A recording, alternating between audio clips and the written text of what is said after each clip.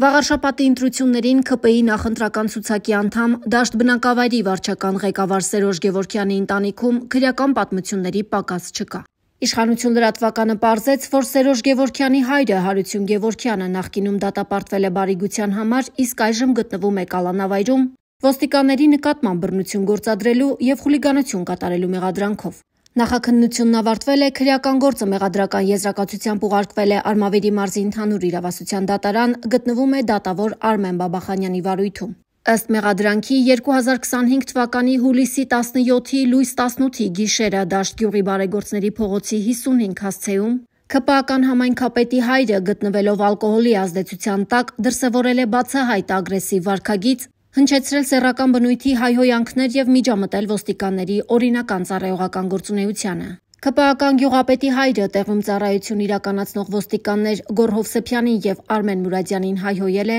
չի ենթարկվել նրանց օրինական պահանջներին, ավելին, քաշել և պոկել է Հովսեփյանի ուսադիրները, բռունցքով հարվածել նրա գլխին և ձախ աչքի շրջանին, հարվածել է նաև ոստիկան Արմեն Մուրադյանի քթին։